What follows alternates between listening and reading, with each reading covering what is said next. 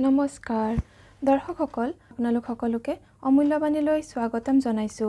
আজিৰ ভিডিঅ'টোৰ বিষয় হৈছে যদি আপোনালোকৰ এনেকুৱা সমস্যা হৈ আছে যে যিটো সমাধানৰ কোনো ৰাস্তা আপোনালোকে বিচাৰি পোৱা নাই, বহুত চেষ্টা কৰিছে তথাপি বিফল হৈছে, তেনেহলে আপোনালোকে কৰিব পাৰে এটা বিশেষ উপায়।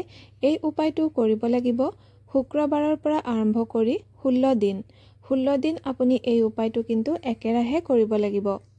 উপায়টো কৰিবৰ বাবে আপোনাক লাগিব 16টা নতুন মাটিৰ চাকি আৰু লাগিব তিল তেল চাকি জ্বলাবৰ বাবে, আৰু শেষত এটা বস্তু লাগিব। সেই বস্তুটো হৈছে আপুনি পিন্ধা কাপোৰ পুৰণা হ'ব লাগিব।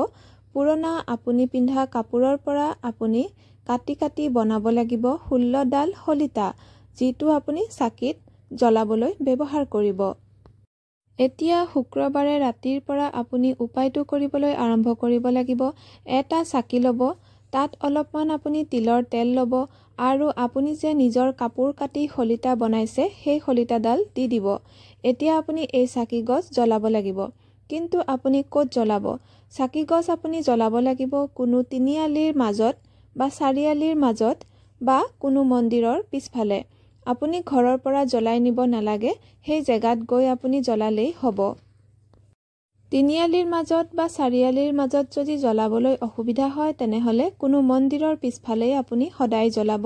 এইদৰে 16 দিন চাকি জ্বলোৱাৰ আগতেই আপুনি আপোনাৰ সমস্যাটো সমাধান হৈ যোৱা দেখিব পাৰে, কিন্তু আপুনি সম্পূৰ্ণ 16 দিন চাকি গছ জ্বলাব। সদায় এটাকৈ নতুন চাকিহে জ্বলাব।